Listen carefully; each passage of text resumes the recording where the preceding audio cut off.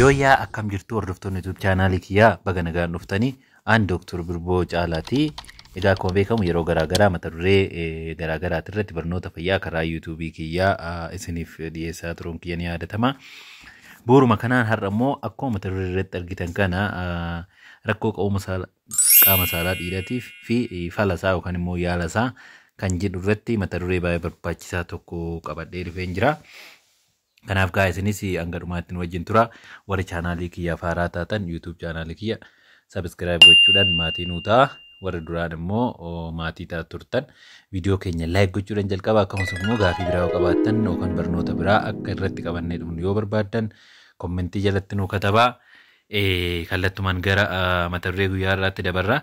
Egaa akkara mata duree guyyaa irratti darbiin dura garuu kutaa darbe keessatti waa'ee rakkoo ka'uu qaama saalaa dhiiraatii fi maaltu waan kanaaf nama saaxilaa kan jedhu irratti viidiyoo isin hojjedheen ture jechuudha. Isa san dhaqxanii cheeggachuu dandeessu. Har'a isa irra hin deebinu. Gabaabinaan garuu wantoota ka'uu qaama saalaa dhiiraatiif nama saaxilan akkuma yaadannoodhaa isinii ta'uuf isinittan hima. Innis tokko rakkoo laayif istaayilii haalli jiruuf jireenya keenyarree rakkoo ka'uu qaama saalaa dhiiraatiif nu saaxilaa. Innis wantoota akka alkoolii dhuguu garmalee fi qorichoota adda addaa fayyadamuun kun mataasaa rakkoo kanaaf nama saaxilaa jechuudha. Inni biraan rakkoo xiinsammuuti meentaal heelz yookaan immoo dhukkuboonni xiinsammuu garaagaraa waan kanaaf nama saaxilu. Ammas immoo dabalataan rakkoon hormoonillee akkuma beekamu testosteroon hormooniin ka'uu qaama saalaa dhiiraati irratti gahee guddaa kan taphatu yeroo ta'u yeroo tokko hir'inni testosteroon hormoonii kuni waan kanaaf nama ni saaxilaa jechuudha. Rakkoon inni biraa waan kanaaf nama saaxilu yookaan saaxiltuun waan kanaa dhukkuboota akka dhukkuba sukkaaratii fi dhukkuba dhiibbaa dhiigatii jechuudha. Dhukkuboonni kunniin illee waan kanaaf nama ni saaxilu jechuudha. Dabalataan immoo rakkoolee rakkoon qorichoota medications an jedhaman qorichoota akka antidipiresantii yookaan immoo qoricha muusa'uudhaaf fudhatamu antisaayikootik yookaan qorichoota dhukkuba xiinsammuu garaagaraatiif fudhatamanii fi qorichoonni immoo dhiibbaa dhiigaa garaagaraatiif fudhatamanillee rakkoo kanaaf nama saaxiluu danda'u jechuudha. Rakkoo kanaaf nama saaxiluu danda'u jechuudha. Kanaaf waa'ee saaxiltuu isaati irratti ammana yoo jenne amma immoo akkuma dura isiniin jedhe akkamitti yaalamaa namni rakkoo kana qabu akkamitti of gargaaraa yookaan immoo yaalli isaa maal fakkaataa kan jedhuun isinitti himaa jechuudha. Egaa yaalli rakkoo kanaa akkuma irra caalaa akkuma sababa isaatiitti jechuudha. Akkuma dura isinitti himee sababoota garaagaraatu waan kanaaf nama saaxilaa. Kanaaf yaalli isaas akkuma sababa isaatiitti garaagaraa jechuudha. Akkuma sababa isaatiitti garaagaraa jechuudha. Haa ta'uti garuu akka isinii galuuf yaala isaa kana akka sadii wayitittiin bakka saditti qoodee isiniif fidee. Egaa inni tokkoffaan maalidhaa? Haala jiruuf jireenyaa keenya jijjiiruu. Haala jiruuf jireenyaa keenya jijjiiruu. Haala jiruuf jireenyaa yeroo jennu fakkeenyaa akka alkoolii dhuguu. Alkooliin wantoota ka'uu qaama saalaa dhiiraa rakkoo akka horatu itti fidan keessaa tokkodha jechuudha. Maaliifini alkoolii fi tamboon walumaa galatti isaan lachanu rakkoo ujummoo dhiigaa waan fidaniif ka'uu qaama saalaa dhiiraatti irratti dhiibbaa qabaatu jechuudha. Maaliif akkuma beekamu qaamni saalaa dhiiraa tokko kan inni ka'ee dhaabatu ujummoon dhiigaa gara qaama saalaa dhiiraa deemu diriiree dhiigni gara sitti yaa'uu dabalee qaamni saalaa akka dhaabatu taasisaa jechuudha. So namoonni tamboo fi alkoolii baay'isan rakkoo ujummoo dhiigaa kana waan qabaataniifu akka dhiigni gara sitti yaa'u taasisuudhaan rakkoon kun akka mudatu godhu jechuudha. Kanaaf alkoolii fi tamboo dhiisuu. Inni biraan sochii qaamaa gochuu exercise isa jedhamu jechuudha. Sochii qaamaa dhaabbataa gochuun karaa lamaan rakkoo kana furaa jechuudha. Karaan inni tokkoffaan istireesii hir'isuudhaan. Karaa inni lammaffaan rakkoo ujummoolee dhiigaa akka hin jiraanne taasisuudhaan akka aterooskloroosisii maal kun akka hin jiraanne taasisuudhaan dhukkuba kanaaf akka yaalatti illee yookaan immoo akka ittisaattis ta'e akka yaalatti illee inni fayyadaa jechuudha. Dabalataan immoo specific exercise kegel exercise kan jedhamu jira. Inni kunillee waan kanaaf erectile dysfunction kanaaf ni gorfama. Kegel exercise jechuun fakkeenya namni tokko yoggaa bobbaa baasu maashaaleen bobbaa san akka bahuu fi adda cittu godhu ni jira mitire. So isa san maashaa san walitti qabuu fi diriirsuu exersaayisiidhuma kaan ta'ee maashaa naannoo sani jiru yookaan dhimma kanaaf oolu jabeessaa jechuudha. Inni sun Kegel exersaayis jedhama. Gara fuulduraatti isa kanarratti diteelii viidiyoo isiniif hojjedhaa xiqqoo sirriitti faana namaan ta'u garuu inni si fayyada jechuudha. Inni biraan haala nyaatati. Nyaatota fayyaalessa nyaatota heelzii daayit yookaan immoo nyaatota qaama fayyaa namaatiif gaarii ta'an soorachuu fi nyaatota immoo akkasuma faallaa isaanii nyaatota akka paakdi ta'an nyaatota baay'ee mi'aawoo ta'an nyaatota firaayid ta'an maal kunillee rakkoo kanaaf nama saaxilu waan ta'eef nyaatota akkasii kanallee avoid gochuun barbaachisaadha jechuudha. Inni biraan hirriba gahaa argachuun illee xiqqaatti hirriba sa'a 7-8 argachuu qaba namni tokko.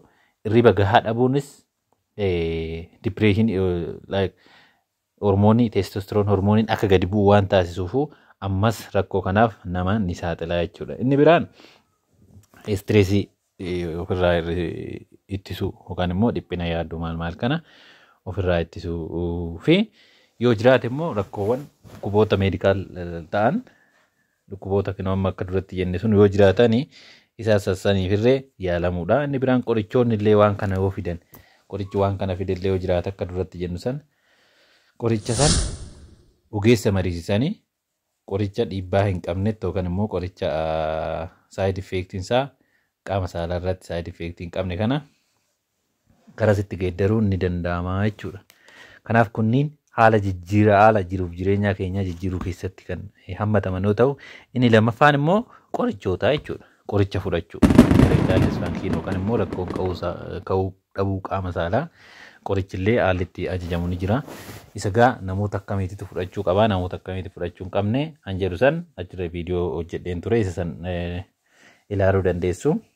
Har'a garuu yaala isaa qofa irratti waan ta'eef qorichoota fudhachuun ispeeshaalii namoota rakkoo ujummoo dhiigaa qabaniif qorichi ni ajajamaa jechuudha. Qorichoonni sunis gaa sildenaafiilii, zaadalaafiilii, afaanaafiilii jedhaman hin jiru. Qorichoota sassanniin ni ajajamaa jechuudha rakkoo ka'uu qaama saalaa kanaaf.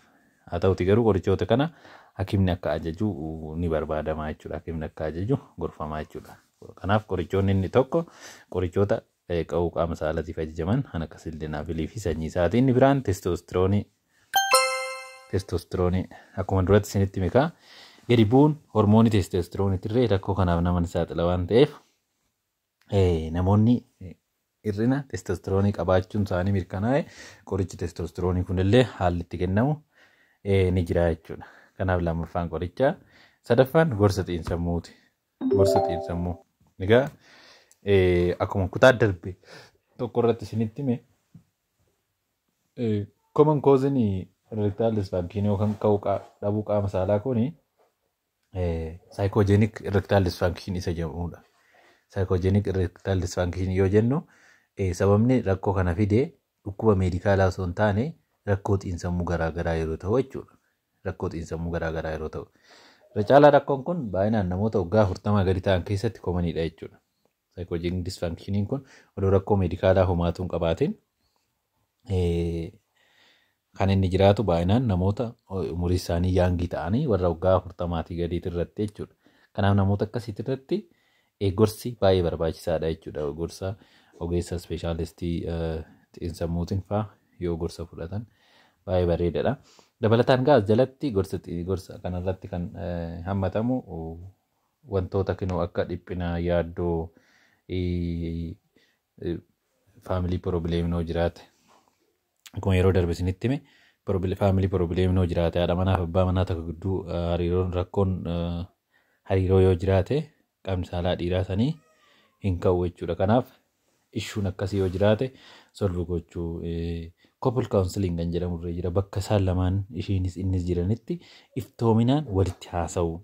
Iftoominaan waa'ee rakkoo kanaa diskas gochuu jechuudha. Qaanii fi sodaa tokko malee iftoominaan waa'ee rakkoo kanaa wal wajjiniin taa'anii iftoominaan walitti haasa'uun irree waan kun amma ta'e akka fooyya'u godhaa jechuudha. Kanaaf inni kunniin illee gorsa xiinsammuu kan saayikooteraappii isa jedhamu jalatti ramadamaa jechuudha. Dabalataan gaa kanarratti ogeessonni xiinsammuu gorsa gadi fagoo sirriitti kennuu danda'a waan ta'eef namoonni rakkoo akkanaa qabaatan isaan yoo dubbisanillee baay'ee bareedaadha jechuudha. Baay'ee gaariidha.